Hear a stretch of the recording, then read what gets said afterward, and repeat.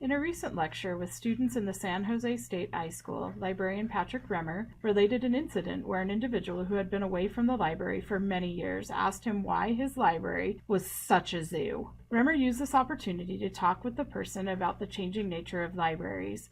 One of the changes occurring in libraries involves placing an emphasis on the importance of play and how it can be incorporated into library programming to help accomplish strategic goals.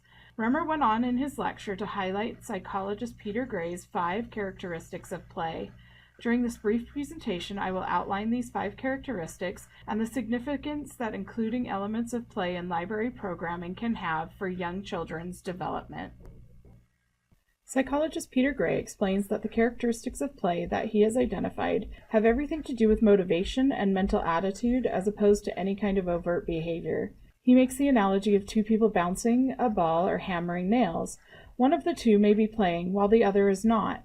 In order to differentiate between who is playing and who is not, a viewer has to make inferences from the actor's body language, facial expressions, and motivations for performing the task. Gray also indicates that play does not always have to be 100%, meaning play can be combined with other motivations. Finally, Gray states that play is not neatly defined in terms of some single identifying characteristic.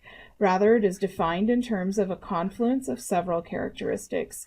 He has distilled what he believes constitutes play into 5 main characteristics. A brief summary of Peter Gray's 5 characteristics of play are as follows. 1. Play is self-chosen and self-directed.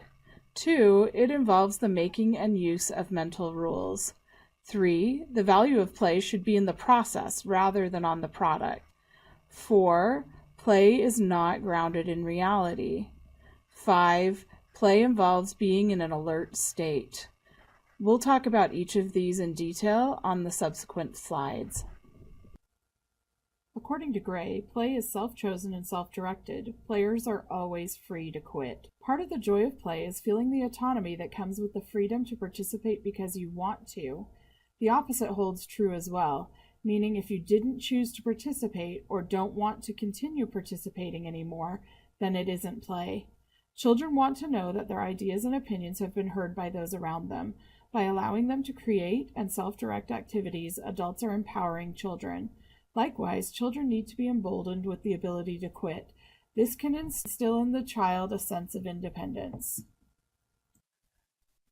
True play involves the making and following of mental rules. As Patrick Remmer described it, play is a construct.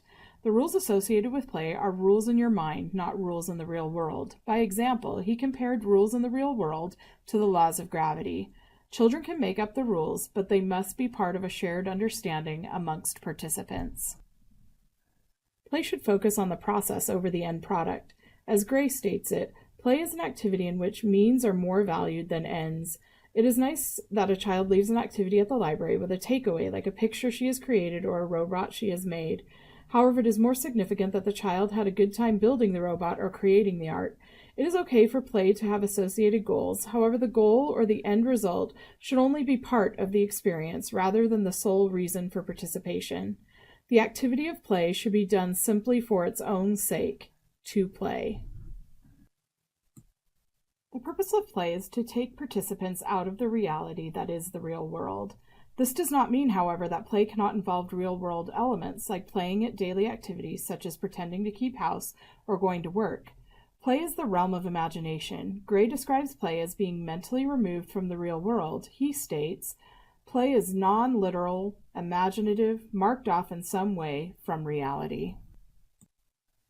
The final characteristic of play involves participants being in an alert state, but a state that does not cause stress or anxiety. This attribute is naturally derived from the other 4 characteristics of play. Players are acting instead of passively taking in information from their environment or behaving automatically or reflexively as a result of some imposed stimulus. Gray says, because play involves conscious control over one's own behavior, with attention to process and rules, it requires an active, alert mind. During play, the stresses to perform that may inhibit creative thought are removed and a child can experiment and investigate freely. This video was created through consultation with the following resources. The Value of Play 1, The Definition of Play Gives Insights by psychologist Peter Gray. Collaborate guest lecture for San Jose State University's Info 269 class with librarian Patrick Remmer. And all clip art that has been included was purchased on Teacher Pay Teacher from EduClips and used according to the rights allowed under the purchase.